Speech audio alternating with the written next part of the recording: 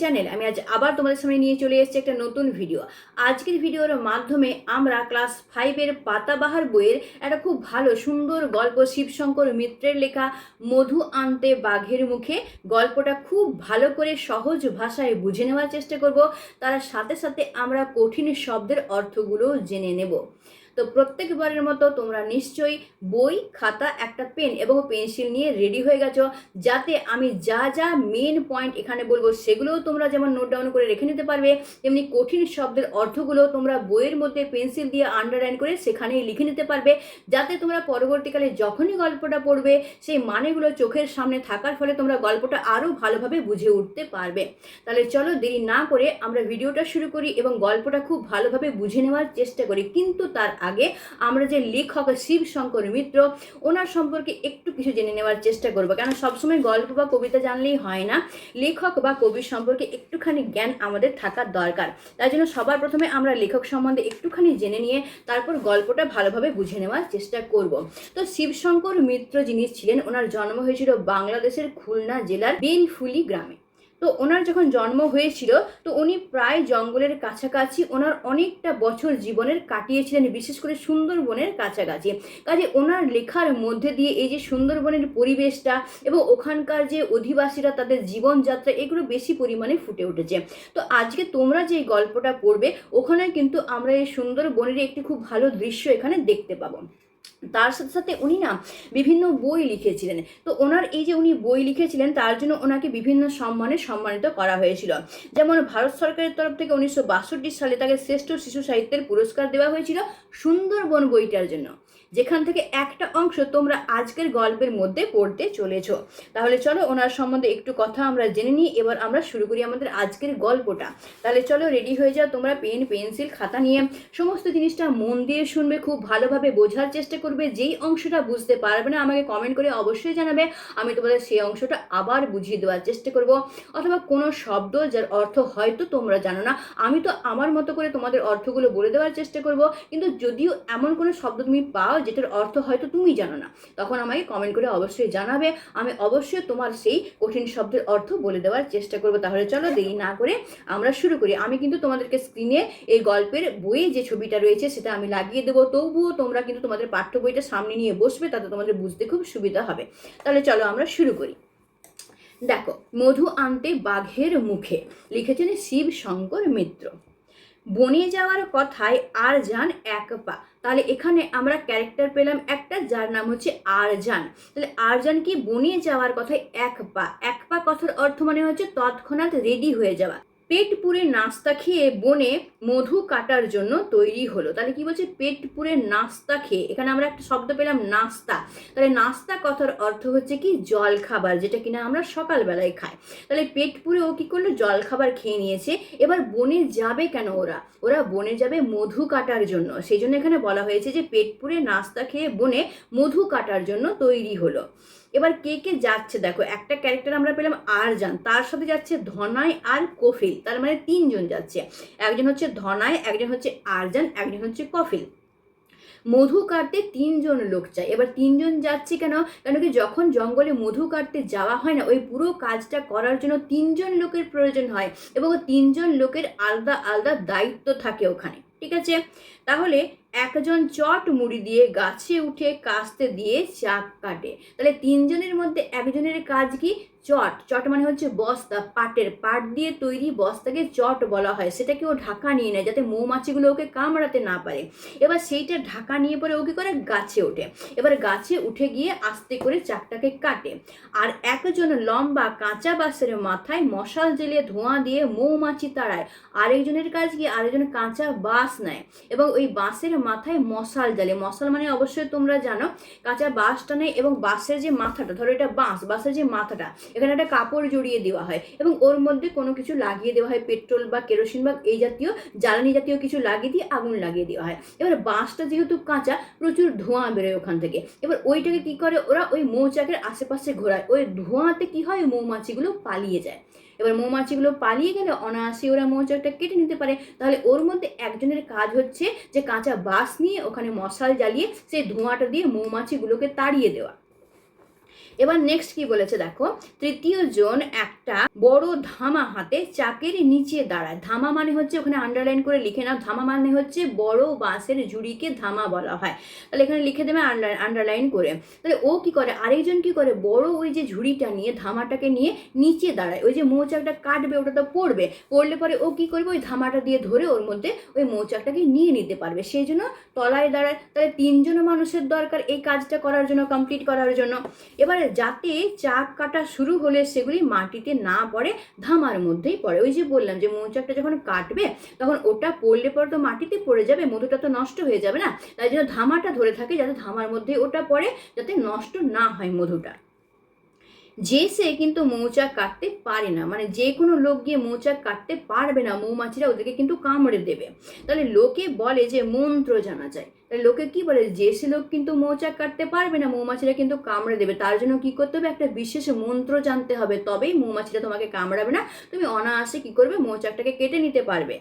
মন্ত্র দিয়ে মৌমাছিকে ভুল পথে চালিত করতে হয়। তাহলে কি বলছে, মন্ত্র জানতে হবে, সেই মন্ত্রটাকে পড়ে মৌমাছিগুলোকে অন্যদিকে পাঠিয়ে দিতে হবে, মানে ভুল পথে চালিত করতে হবে, যাতে ওখান থেকে ওরা পালিয়ে যায় এবং অনায়াসে তুমি মৌচাকটাকে কেটে ফেলতে পারো। তা না হলে একবার শত্রুর খোঁজ পেলে লক্ষ লক্ষ মৌমাছি ছেকে ধরে তাকে কামড়ে শেষ করে দেবে। শত্রু মানে যে হচ্ছে মৌচাকটা কাটছে, ওর তো মৌমাছিদের শত্রু, কেন মৌমাছিদের খাবারটাকে তো নিয়ে পালিয়ে যাচ্ছে, ওদের থাকার জায়গাটাকে কেটে ফেলে দিচ্ছে, তাহলে সে হচ্ছে শত্রু। তো একবার যদি মৌমাছি জানতে পারে যে ওই মানুষটা ওদের মৌচাকটাকে কাটতে এসেছে, তাহলে একসাথে লক্ষ লক্ষ মৌমাছি কি করবে, ওকে তাড়া করবে এবং ওই কামড়ে শেষ করে দেবে। সেই জন্য বলছে মন্ত্র জানতে হবে, যাতে ওই মৌমাছিগুলোকে অন্যদিকে পাঠিয়ে দেওয়া যেতে পারে, অনায়াসে মৌচাকটাকে কেটে ফেলা যেতে পারে। এবার ধনাই মন্ত্র জানে, ধনাই সেই মন্ত্রটা জানে, ওই জন্য সবসময় যখন মৌচাক কাটে ধনাই কাটে। সে নিজে তাই বলে, ধনাই নিজেও তাই বলে যে আমি মন্ত্র জানি, আমি মৌমাছিদেরকে ভুল পথে চালিত করে দিতে পারি এবং আমি মৌচাক কাটতে পারি। কিন্তু লোকে তা বিশ্বাস করে না। ধনাই বলে, লোক বলে না না সেসব কিছু নয়। তারা ভাবে যে ধনাই মামু গোয়ার, তাই গোয়ার তুমি করেই মধু কাটে। গোয়ার শব্দের অর্থ হচ্ছে জেদি, মানে যার খুব জেদ, যে যেই কাজটা করব বলে সেটা করেই ছাড়ে। তো ওই ধনাই হচ্ছে সেই রকম জেদি একটা মানুষ, সে জেদ করে, ওই জিদ ধরে ও কি করে, মৌচাকটাকে কাটে। ওই মন্ত্রতন্ত্র ও কিন্তু কিছুই জানে না। তাহলে দলের সঙ্গে একটা কলসও থাকে। এই যে আমরা বললাম যে বাঁশ নেয় একটা, তারপরে কাটার জন্য কাস্তে নেয়, ধামা নেয়, আরেকটা জিনিস নেয়, সেটা কি কলস। কেন, মধুটাকে রাখবে কোথায়, মধুটা যে বার করবে কোথাও তো রাখতে হবে, তার জন্য একটা কলস দরকার। কলস মানে কি, কলস মানে হচ্ছে কলসি, তোমরা লিখে নিতে পারো এটাও আন্ডারলাইন করে। এক একটা চাক কাটা হলে মধু ঝেড়ে ঝেড়ে তাতে বোঝাই করা হয়। তাহলে এক একটা চাক কাটে দিয়ে মধুটাকে ঝেড়ে ঝেড়ে মৌচাকটাকে ফেলে দেয়, বা মোমটাকে রাখতেও পারে, কিন্তু মধুটাকে কলসির মধ্যে জমা করে নেয়। মধুর চাক খুঁজতে খুঁজতে গভীর বনে কোথায় গিয়ে হাজির হতে হবে তার কোনো ঠিকানা নেই, কারণ কি জানে না তো কোথায় মধু পাওয়া যাবে, খুঁজে খুঁজে তো বার করতে হবে। তো জঙ্গলের সামনাসামনি নাও পাওয়া যেতে পারে, হয়তো খুঁজতে খুঁজতে গভীর জঙ্গলেই চলে যেতে পারে। শীতের শেষে সুন্দরবনে নানা গাছে ফুল ধরেছে। তাহলে এখন ওরা যখন যাচ্ছে ওখানে, ওটা কোন সময়, শীতের শেষ। তাহলে শীতের শেষ মানে কি, শীতের পরে বসন্ত আসে, তাহলে সেই সময় ফুল ভালো ফোটে। এবার যদি ফুল ভালো ফোটে তখন তো মৌমাছিরা খুব ভালো মধু পায়, ফুলের রসটা খুব ভালো পায়, তাহলে বেশি বেশি মধু হয়। এই জন্য বিশেষ করে এই সময় ওরা যায় কিন্তু মধু কাটতে। তাহলে কি বলেছে, শীতের শেষে সুন্দরবনে নানা গাছে ফুল ধরেছে, গরান গাছের ছোট ছোট ফুল। তাহলে গরান হচ্ছে একটা গাছ যেটা কিনা সুন্দরবনে পাওয়া যায়, তো ওখানে কিন্তু ছোট ছোট ফুল ফুটেছে। এবার চলো আমরা পরের পেজে চলে যাই। হলদে রং, তাহলে গরান ফুলের রং কেমন না হলদে। সকাল থেকে ফুলের গন্ধে হলুদ রঙে আর মৌমাছির গুঞ্জনে বন মেতে উঠেছে। তাহলে সকাল থেকে কি হয়েছে, ফুলের গন্ধ চারিদিকে রয়েছে, কেন বসন্তকালের শুরু, সে সময় চারিদিকে ফুল ফুটে আছে, আর হলুদ রং, গরান গাছ প্রচুর রয়েছে, তো হলুদ ফুল প্রচুর ফুটে আছে, আর মৌমাছিও সেইভাবে কি করছে, ফুলের রস সংগ্রহ করার জন্য চারিদিকে ঘুরে বেড়াচ্ছে, উড়ে উড়ে বেড়াচ্ছে। সেই জন্য তাদের কি হচ্ছে, গুঞ্জন চারিদিকেই শোনা যাচ্ছে, সেই জন্য বলা হচ্ছে যে গুঞ্জনে বন মেতে উঠেছে। ঝিরঝিরে বসন্তের হাওয়ায় ওদের 3 জনের মনে স্ফূর্তি আর ধরে না। এই বসন্তের একটা সুন্দর হাওয়া, না গরম না ঠান্ডা, এই সময়ের একটা হাওয়া খুব মনোরম হয়, ওই জন্য খুব ওদের স্ফূর্তি, একটুও ক্লান্তি লাগছে না ওদের, ওরা খুব আনন্দে উৎসাহের সাথে গেছে মধুটাকে সংগ্রহ করার জন্য। এবার দেখো কি করেছে, ডিঙ্গি করে অনেক দূর বনের ভিতর দিয়ে 3 জনে ডাঙায় উঠেছে। তাহলে ওরা কি করেছে, ডিঙ্গি করে, এবার ডিঙ্গিটা আন্ডারলাইন করে নাও, ডিঙ্গি মানে হচ্ছে ছোট নৌকা। এই ছোট নৌকা করে ওরা কি করেছে, অনেক দূর গেছে, নদীতে করে নৌকায় করে গেছে, তারপর বনের মধ্যে গিয়ে নেমেছে। ডাঙ্গায় উঠেছে। মনের আনন্দে একটার পর একটা মধুর চাক কেটে চলেছে। এবার পেয়েওছে ভালো বসন্তকাল, সে সময় ফুলে প্রচুর মধু রয়েছে, তো প্রচুর মধুও পাচ্ছে। একটার পর একটা ওরা কেটেই চলেছে। মধুতে কলস প্রায় ভর্তি হয়ে গেছে। মধুর চাক পেলে অবশ্য তিনজনের কাজ ভাগ করাই আছে। এবার ওই যে বললাম না যে মৌচাক কাটার জন্য 3টি লোকের দরকার হয়, কেন কি 3 রকমের কাজ আছে ওখানে। তো এই যে এরা 3জন গেছিল, ওরা কিন্তু আগের থেকেই ঠিক করে রেখেছিল যে কার কোনটা কাজের জন্য ঠিক করাই আছে।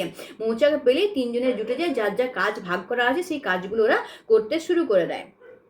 কিন্তু তার আগে সবাইকে চাক খুঁজে বেড়াতে হয়। তো কাজ তো নির্ধারণ করা আছে, কাজ তো ওরা করবে, কিন্তু চাকটা পেলে তারপর তো কাজটা করবে। তার আগে কি করতে হবে, মৌচাকটাকে খুঁজে তো বার করতে হবে। এবার 3জনে মিলে কি করছে, খুঁজতে গেছে। ধনাই, আরজান আর কফিল 3জনে মিলে কিন্তু খুঁজতে গেছে। চাক খুঁজবার পন্থা হলো মৌমাছি ফুল থেকে মধু নিয়ে কোন দিকে ছুটে চলেছে তা লক্ষ্য করা এবং তার পিছু পিছু সেই দিকে যাওয়া। তাহলে কেমন করে খুঁজবে মৌচাকটা, যেদিক সেদিক যাতাভাবে ঘুরে বেড়াতে হবে না, প্রসেসটা তো জানতে হবে যে কিভাবে খুঁজবে। না, মৌমাছিকে লক্ষ্য করবে যে মৌমাছিটা যে মধুর ওপরও বসেছে, এবার মধুর রসটাকে নিয়ে ও কোন দিকে উড়ে যাচ্ছে, এবার ওর পিছন পিছন যেতে হবে। ওর রসটাকে নিয়ে নিশ্চয়ই মৌচাকের মধ্যেই যাবে রাখার জন্য, তাহলে ওর পিছন পিছন গেলে তুমি সন্ধান পেয়ে যাবে যে মৌচাকটা কোথায় আছে। এইভাবে খুঁজতে গিয়ে 3জনের প্রায়ই একত্রে থাকা সম্ভব হয় না। এবার একজন একটা মৌমাছিকে দেখছে, আরেকজন আরেকটা মৌমাছিকে দেখছে, আরেকজন আরেকটা মৌমাছিকে দেখছে। এবার এক এক মৌমাছি তো এক এক দিকে যাচ্ছে, কাজে 3জন 3 দিকে যাচ্ছে, একদিকে তো যাওয়া সম্ভব হয়ে উঠছে না। তো অনেক সময় এরকম হয় যে 3জন আলাদা হয়ে যায়, তিনজন 3 দিকে কিন্তু চলে যায়, এদিকে ওদিকে ছিটকে পড়তেই হয়। এবার কি তখন 3জনে এগিয়ে চলেছে প্রায় এক লাইনে, কিন্তু এখন যখন ওরা যাচ্ছে 3জন এক লাইনেই যাচ্ছে। ধনায় সবার আগে রয়েছে, তাহলে এক লাইনে যাচ্ছে তো, কিন্তু সবার আগে কে রয়েছে, সবার আগে রয়েছে ধনায়। বাঁ হাতে কাস্তে আর চট, যেহেতু ওর কাজ ও কাটবে মৌচাকটা, তাই জন্য ও কাস্তে নিয়েছে। আর চট মুড়ি দিয়ে ওকে গাছে উঠতে হবে যাতে মৌমাছি না কামড় দেয়, সেজন্য চটটাকে সাথে রেখেছে। আর কি, মাথায় মধুর কলসটা, আর ওই কি করেছে, কলসিটাকে, মধুর কলসিটাকে ওই মাথার মধ্যে নিয়ে রেখেছে। আর ডান হাতে একটা মোটা লাঠি, ডান হাতে কি নিয়েছে, মোটা লাঠি, কেন জঙ্গলের মধ্যে দিয়ে যাচ্ছে তো প্রচন্ড ঝোপ ঝাড় রয়েছে, সেইগুলোকে সরিয়ে সরিয়ে যেতে হবে, অথবা পড়ে টড়ে যদি হোঁচট খেয়ে যাবে লাঠিটার সাহায্যেও বাঁচতে পারবে, সেই জন্য একটা লাঠি নিয়েছে সাথে। সারা বনে শুলো ডিঙিয়ে তার ফাঁকে ফাঁকে পা ফেলতে গিয়ে হোঁচট খাবার সম্ভাবনা, তাহলে শুলো রয়েছে ওখানে। এবার শুলো ডিঙিয়ে ডিঙিয়ে ওদেরকে যেতে হচ্ছে। এবার ডিঙিয়ে ডিঙিয়ে যাওয়ার সময় হয়তো কখনো এরকমও হতে পারে যে ভাই ওরা হোঁচট খেয়ে গেল, তো হোঁচট খেয়ে পড়েও যেতে পারে। তো পড়ে যাওয়ার জন্য সামলানোর জন্য ওরা কি করেছে, ওই একটা লাঠি নিয়েছে। তো এখানে দেখো একটা শব্দ রয়েছে শুলো। শুলো কথার অর্থ হচ্ছে শ্বাসমূল। শ্বাসমূল আমরা কাকে বলি, এই যে সুন্দরবন এলাকাটা, এটা তো ম্যানগ্রোভ এলাকা, এখানটা জলে ভর্তি, মানে সব সময় জলে ভর্তি থাকে, এটা স্যাঁতস্যাঁতে থাকে। তো এখানকার যে গাছগুলো থাকে না, তার মূল মানে শেকড়টা প্রপারলি অক্সিজেনটা পায় না, সেই জন্য ওই কি হয়, ওর শেকড়গুলো না মাটির তলায় গিয়ে আবার উপরের দিকে উঠে আসে শ্বাস নেওয়ার জন্য, যাতে অক্সিজেনটা পায় সেই জন্য।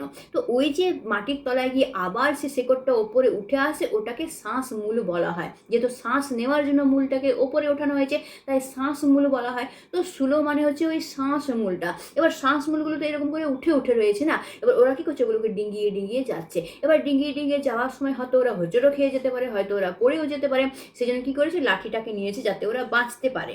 তাহলে শুলো ডিঙিয়ে তার ফাঁকে ফাঁকে পা ফেলতে গিয়ে হোঁচট খাওয়ার সম্ভাবনা, হয়তো তাতে কলসটা পড়ে যেতে পারে, তাই হোঁচট সামলাবার জন্য ধনায় একখানা লাঠি নিয়েছে। ওই যে যেটা আমি বললাম যে হোঁচট খেয়ে তো পড়ে যেতে পারে, ওই জন্য পড়ে গেলে কি করবে, লাঠিটাকে এরকম করে মাটির মধ্যে দিয়ে সাপোর্ট নিতে পারবে যাতে পড়ে না যায়, কেন কলসি ভর্তি মধু রয়েছে, পড়ে গেলে তো মুশকিল হবে, এত কষ্ট সব বৃথা চলে যাবে ওদের। সামনে একটা ট্যাক, দুটো ছোট নদী মিশবার ফলে একটা ত্রিভুজ খণ্ড তৈরি হয়েছে। তাহলে দুটো ছোট নদী এরকম করে মিলেছে, যার ফলে একটা ট্রায়াঙ্গেল শেপ, ত্রিভুজ শেপের একটা জমি তৈরি হয়েছে, এটাকে কি বলা হচ্ছে, ট্যাক বলা হচ্ছে, যেটাকে আমরা বদ্বীপ বলি। তো ওইটা তৈরি হয়েছে, এই ধরনের ত্রিভুজ আকারের জমির মাথা ট্যাক বলেই পরিচিত। তাহলে ভালো কথায় আমরা বদ্বীপ বলছি। তো এই যে বদ্বীপ ত্রিকোণা, তো এই যে মাথাটা যেখানে জয়েন্ট হয়েছে নদী দুটো এরকম করে এসেছে, এই যে মাথাটা, এই মাথাটাকে ওখানে লোকেরা কি বলে, ট্যাক বলে। ট্যাকের দিকে সামনেই একটা গরান গাছ, তাহলে ওই যে মাথাটা যেখানে রয়েছে জয়েন্ট হয়েছে, ওই ট্যাকের সামনে কোন গাছ রয়েছে, একটা গরান গাছ রয়েছে। এবার তার ওপাশে হেঁদো বনের ঝোপ, তাহলে হেঁদো বনের ঝোপ তার ওই পাশে রয়েছে। এবং গরান গাছের মধুর চাক দেখে ধনায় ওদের দিকে চিৎকার করে বলল, আরে আরেকটা চাক পেয়েছি। এবার ও কি করেছে, ওই গরান গাছে একটা মৌচাক দেখতে পেয়েছে, যেই দেখতে পেয়েছে অমনি ও কি করেছে, কফিলকে আরজানকে ডাকছে জোরে জোরে যে আমি একটা মৌচাক দেখতে পেয়েছি। বলেই একবার সেদিকে তীক্ষ্ণ দৃষ্টি দিয়ে পর মুহূর্তে বলল, না রে, এতে মধু নেই। মানে মৌচাকটা দেখতে পেয়েছি, ভালো করে দেখে পরে দেখছি যে ওর মধ্যে মধু নেই। মৌমাছিগুলো মধু নিয়ে পালিয়েছে। তখন ওদেরকে বলছে না রে, মধু নেই এর মধ্যে। ট্যাকির মাথার দিকে আর না এগিয়ে ধনায় বাঁ হাতে সোজা পথ ধরলো। এবার ওর মাথার দিকে আরও এগোলো না, ওকে করলো বাঁ দিক দিয়ে যাওয়ার চেষ্টা করলো। এর মাঝে কফিল আর আরজান এসে পড়েছে। এবার যেহেতু ওদেরকে ডেকেই ফেলেছিল, ওরা অলরেডি কি হয়েছে, ওখানে চলে এসেছে, পৌঁছে গেছে। আরজান বিশ্বাস করতে চায় না, বললো ধনাই মামু বললে কি হবে, মধু হলেও হতে পারে। আরজান ওর কথা বিশ্বাস করছে না, বলছে ও বললো যে মধু নিয়ে তো এমনি না দেখে ছেড়ে দিলে হবে, থাকতেও তো পারে মধু ওর মধ্যে। বলেই আরজান এক থাবা কাদা তুলে গোল করে পাকিয়ে নিয়ে ছুঁড়ে মারলো চাক লক্ষ্য করে। কি করলো, মাটিতে, ওখানে তো ভেজা মাটি সবসময়ই থাকে, আমি বললাম না সাথে সাথে ওই এলাকাটা হয় ম্যানগ্রোভ এলাকা, যার ফলে কি হচ্ছে মাটি তো ভেজাই রয়েছে। ও কি করলো, ওই মাটি তুললো, ভেজা মাটি মানে কাদাটা এক থাবা তুলে পরে কি করলো, ও ছুঁড়ে মারলো গাছের উপরে মৌচাকটার মধ্যে। যদি মৌমাছি থাকে তাহলে উড়বে, আর মৌমাছি আছে মানে মধু আছে সেটা দেখার জন্য ও কি করলো, কাদাটাকে ছুঁড়ে ওর মধ্যে মারলো। মাটির তাল চাকের কোণে লেগে ঝপ করে পড়লো হেঁদো বনের ঝোপে। এবার ওই কাদাটা লাগলো মৌচাকের মধ্যে, মৌচাকের লেগে ওটা ধপ করে পড়ে গেল। পড়লো কোথায় না, হেঁদো বনের ঝোপের মধ্যেই পড়ে গেল। মধু পড়লো না, তার মানে মধু পড়লো না ওখান থেকে, তার মানে মধু ছিল না। তাহলে ধনাই ঠিকই ধরেছিল যে ওর মধ্যে মধু নেই, কিন্তু সঙ্গে সঙ্গে কয়েকটা মৌমাছি ওদের দিকে তাড়া করলো। এবার বিপদ এসে গেল, মধু তো নাই ওর মধ্যে, কয়েকটা মৌমাছি ছিল, সেগুলো কি করলো, ওদের দিকে তাড়া করতে শুরু করলো। ওরা পিছনে ছুটে একটা ঝোপের আড়ালে পালালো। ওরা কি করলো, পিছন দিকে ছুটলো, ছুটে একটা ঝোপ পেয়েছে, ওর আড়ালে গিয়ে লুকিয়ে পড়েছে যাতে মৌমাছিগুলো ওদেরকে কামড়াতে না পারে। এদিকে ধনায় খানিকটা এগিয়ে এসে, ধনায় তো চলতে শুরু করে দিয়েছে, ওরা তো এখানেই দাঁড়িয়ে পড়েছে ওই মৌচাকের মধ্যে কাদা ফেলবে বলে। তো এদিকে ধনায় তো এগিয়ে যাচ্ছে। এবার ধনায় এগিয়ে গেছে, তার সামনে 3-4 হাত চওড়া একটা শিশে ছোট সরু খাদ রয়েছে। তাহলে ওখানে ধনায় এগিয়ে গিয়ে দেখছি সামনে 3-4 হাত চওড়া রয়েছে একটা শিশে, মানে সরু খাদ রয়েছে, মানে গর্ত রয়েছে একটা। কলস মাথায় নিয়ে কি করে লাফ দিয়ে এই শিশে পার হবে। এবার মাথার মধ্যে তো মধু ভর্তি কলসিটা রয়েছে। এবার অত বড় গর্ত, 3-4 হাত, তোমার হাতটা যদি 3-4 তুমি এরকম করে মাপো, তাহলে অতটা চওড়া খাদটা এক লাফেও কি করে পার হবে। তার মধ্যে আবার কলসিটা রয়েছে মাথার মধ্যে, যদি পড়ে যায় তাহলে তো ভেঙে যাবে। তাই তার সমস্যা। তার দীর্ঘ লাঠিখানা সাঁকোর মতো করে এপার ওপর ফেলে দিল। এবার যে লাঠিটা হাতে ছিল ওই খাতটার মধ্যে কি করে এপার ওপর এরকম করে ফেলে দিল, যে ওর উপর দিয়ে ও হেঁটে হেঁটে কি করবে, খাতটাকে পার করবে। এবার সামনে বাঁশের মতো সরু তবলা গাছটা ধরে শিশে পার হওয়ার জন্য তৈরি হয়েছে। এবার বলছে লাঠির উপর দিয়ে পেরোবে তো, কিন্তু একটা সাপোর্ট তো চাই, মাথায় তো কলসি রয়েছে, ব্যালেন্স বিগড়ে গেলে পড়ে যাবে খাতের মধ্যে। তো গাছগুলো রয়েছে, ভাবছি ওই গাছগুলো ধরে ধরে ধরে ধরে আমি কি করবো, সাপোর্ট নিয়ে নিয়ে ওটাকে পার করব। সেই জন্য বলছি যে বাঁশের মতো শুরু তবলা গাছ, তবলা বলে একটা গাছ আছে, ওটা বাঁশের মতোই দেখতে হয়, ওরকমই শুরু হয়। তো ওটাকে ধরে ধরে ও ভাবছে আমি ওইটার মধ্যে দিয়ে, লাঠিটার মধ্যে দিয়ে পা দিয়ে পেরিয়ে চলে যাব না। পার হলেই সে কফিল আর আরজানকে ডেকে বলবে যে এমনি করেই পার হওয়ার জন্য, মানে ও ভাবছে আমি আগে পার হয়ে নি গাছটার সাপোর্ট নিয়ে এই লাঠির উপর দিয়ে, তারপর আরজানকে আর কফিলকে ডাকবো, দিয়ে ওদের বলবে যে তোরাও এমনি করে পার হ আমার মতো করে। কিন্তু ওদের সাড়া পাচ্ছে না কেন ভেবে সে একবার পেছনে তাকাবার চেষ্টা করলো, কিন্তু ওরা তো ওখানে দাঁড়িয়ে পড়েছে মৌচাকের কাছে। এদিকে মৌমাছি তাড়া করেছে বলে ঝোপের মধ্যে তো লুকিয়ে বসে আছে, ধনাইয়ের পেছন পেছন তো আসেইনি। তো ধনাই ভাবছে ভাই এদেরকে দেখতে পাচ্ছি না কেন, সেই জন্য ও কি করেছে, পিছন দিকে তাকিয়েছে ওদেরকে দেখার জন্য, কিন্তু ও কি করেছে, দেখতে পাচ্ছে না ওদেরকে। কিন্তু তাকাবার অবকাশ ধনাই পেল না, তাকাতে গিয়েও তাকাতে পারলো না। কেন তাকাতে পারলো না, বিকট হুঙ্কারে বাঘ ঝাঁপিয়ে পড়লো তার উপর। একটা বাঘ ছিল কাছাকাছি কোথাও লুকিয়ে, ওকে করে হুঙ্কার দিল, গর্জন করে ওর উপরেই লাফিয়ে পড়লো। হুঙ্কার মানে কি, গর্জন, আন্ডারলাইন করে তোমরা লিখে নাও মানেটা, হুঙ্কার মানে হচ্ছে গর্জন। এবার সে হুঙ্কারে বন কেঁপে উঠলো থরথর করে। এবার টাইগারের যে হুঙ্কার তুমি যদি শোনো না, খুব ভয়ঙ্কর হুঙ্কার হয়, তো মনে হচ্ছে যেন বনটা কেঁপে উঠলো, এত জোরে ও হুঙ্কারটা দিয়েছে। আরজান আর কফিল ঝোপের আড়ালে হতভম্ব। এবার ওরাও তো শুনতে পেয়েছে, ওরা তো ঝোপের আড়ালে থাকলেও আওয়াজটা তো শুনতে পাচ্ছে। ওরা হতভম্ব, হতভম্ব মানে আশ্চর্য, আন্ডারলাইন করে লিখে না হতভম্ব ওয়ার্ডটা। হতভম্ব মানে হচ্ছে আশ্চর্য, তাদের কথা বলার শক্তি নেই, ওরাও ভয় পেয়ে গেছে, আর কথা বেরোচ্ছে না, নড়বারও কোনো শক্তি রইল না, পালাবারও বা এগুবারও না। স্থির হয়ে যেখানে আছে সেখানে এত ভয় পেয়ে গেছে, না যেতে পারছে ওখান থেকে, না পালাতে পারছে, না নড়তে পারছে, না কিছু বলতে পারছে, কিচ্ছু করতে পারছে না। এদিকে ধনাইকে লক্ষ্য করে ঝাঁপ দিল, বাঘ গিয়ে পড়লো সেই তবলা গাছের উপর। ধনাইয়ের উপর লাফানোর জন্য বাঘটা লাফিয়েছে, কিন্তু ধনাইয়ের উপর পড়েনি, পড়েছে কোথায়, তবলা গাছের উপর গিয়ে পড়েছে, যে গাছটা ধরে ধনাই শিশে পার হতে চেয়েছিল। ধনাই ওই খাতটা পার হবে বলে যে গাছটা ধরে ধরে বলছিল পার হবো, ওই গাছটার উপর গিয়ে বাঘটা পড়েছে। এবার ধনাইকে ডিঙিয়ে বাঘের মাথা ওই গাছটাকে ঠোক্কর খেলে দুর্দান্ত বেগে, তাহলে গাছের মধ্যে ওর বাঘের মাথাটা ধাক্কা খেয়ে গেছে। ধনাইকে তো ধরতে পারেনি, ধনাইকে পেরিয়ে চলে গেছে, ও ঠিক মতো ওকে আর কি নিশানা করতে পারেনি, ওকে পেরিয়ে চলে গেছে। এবার কি হয়েছে, গাছের মধ্যে ওর মাথাটা ধাক্কা খেয়ে গেছে, মাথায় আঘাত খেয়ে বাঘ উল্টে গিয়ে ধপাস করে পড়লো শীষের ভেতর। এবার মাথায় আঘাত পেয়েছে, তো পড়েছে কোথায় পড়েছে, ওই খাতটার ভেতর শীষের ভেতর পড়ে গেছে। তপলা গাছটা বাঘের থাবা থেকে ধনাইকে বাঁচালো বটে, কিন্তু তাকে বাঘের লেজের বাড়ি খেতে হলো সপাত করে। তাহলে কি হচ্ছে, তবলা গাছটার ফলে ও বেঁচে তো গেল, কিন্তু বাঘটা পড়তে পড়তে বাঘের লেজটা ওর গায়ে লেগে গেল। এবার বাঘের লেজটা এত জোরে লেগেছে, সপাত করে ওকে আঘাত দিয়েছে ওটা। এবার কি লেজের বাড়িতে তার মাথায় মধুর কলসটাও পড়ে গেল। তাহলে কি হলো, এত কষ্ট করে মধু সংগ্রহ করেছিল কলসির মধ্যে, বাঘের এই লেজের বাড়ি খেয়ে কি হলো, কলসিটাও পড়ে গেল। বাঘ পড়লো শীষের গর্তের ভিতর, কলসও ভেঙে পড়লো তার মাথার উপর। যে বাঘটা পড়লো, কলসিটা যে ওর মাথা থেকে পড়লো, ধনাইয়ের মাথা থেকে যে কলসিটা পড়লো কোথায় গিয়ে, বাঘের মাথার উপর পড়ে গেল। বাঘের সারা মুখে নাকে চোখে ছিটকে পড়লো মধু, আর মুখে মধু পড়তেই বাঘ চোখ মুখ কুচকে বেজায় ফোঁত করতে লাগলো। তাহলে গোটাই মধুতে ভরে গেলো, চোখে মুখে সব জায়গায় ওর মধু লেগে গেল। তখন বাঘটা কি করতে লাগলো না, ফোঁত করতে লাগলো। তাহলে এই হলো তোমাদের গল্পটা। আশা করি খুব ভালো করে তোমরা বুঝে গেছো। কঠিন শব্দের অর্থ যেগুলো আমি বললাম সেগুলো নিশ্চয়ই তোমরা আন্ডারলাইন করে লিখে নিয়েছো। তাহলে তোমাদের কাজ কি হচ্ছে, গল্পটা আরও পড়তে হবে তোমাদের, খুব ভালো করে বুঝে প্রত্যেকটা লাইনকে পড়তে হবে। কঠিন শব্দের অর্থগুলোকে দেখে বুঝে পড়তে হবে। কতবার পড়তে হবে, আমি বারবার যেমন বলি 3 থেকে 4 বার কিন্তু তোমাকে এটাকে রিডিং পড়তে হবে, ঠিক আছে? তবেই কিন্তু তুমি ভালো মার্কস আশা করতে পারবে। তাছাড়া একেবারেই কিন্তু ভালো মার্কস আশা করতে পারবে না।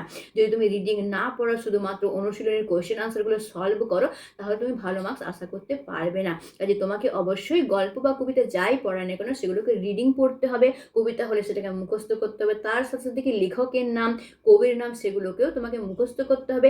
তার সাথে সাথে তোমাকে প্রায় 3 থেকে 4 বার প্রত্যেকটা গল্প কবিতাকে তোমাকে পড়তে হবে, কবিতা বললাম মুখস্থ করতে হবে। আর এক্সাম আসা অবধি প্রায় সেটা 5 থেকে 6 বার যেন তোমার রিডিং পড়া হয়ে যায়।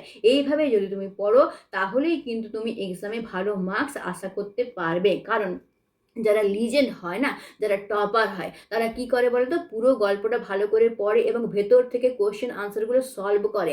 ওরা কি করে বলতো, ভালো করে এই যে রিডিং পড়ছে, তাহলে ভেতর থেকে যে কোশ্চেন আনসার দেবে সেগুলো অনায়াসেই ওরা সলভ করে নিতে পারে। সেই জন্যই তো ওরা তোমার থেকে বেশি মার্কস পায়। এটা বোঝো না কেন, তোমাকেও তো বেশি মার্কস পেতে হবে, সেই জন্য তোমাকেও কী করতে হবে, সেই প্রসেসটাই অ্যাপ্লাই করতে হবে যেটা টপাররা অ্যাপ্লাই করে।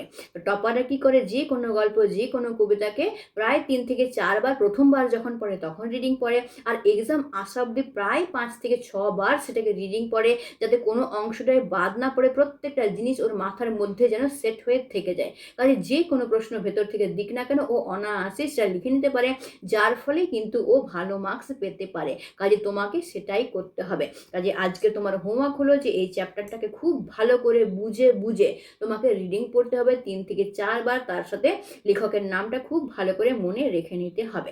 আর এর পরের ভিডিওতে আমরা অনুশীলনী প্রশ্ন উত্তরগুলো সলভ করব। কাজে পরের ভিডিওটা একেবারেই কিন্তু মিস করবে না। তাই জন্যই আমি বলছি, চ্যানেলটাকে সাবস্ক্রাইব করে রেখে নাও, যাতে প্রত্যেকটা ভিডিও তোমার কাছে পৌঁছে যেতে পারে। তুমি ভুলে গেলেও কিন্তু ভিডিওটা যখন তোমার কাছে পৌঁছে যাবে, তোমার মনে পড়ে যাবে, তখন তুমি সেখান থেকে অনায়াসেই করে নিতে পারবে।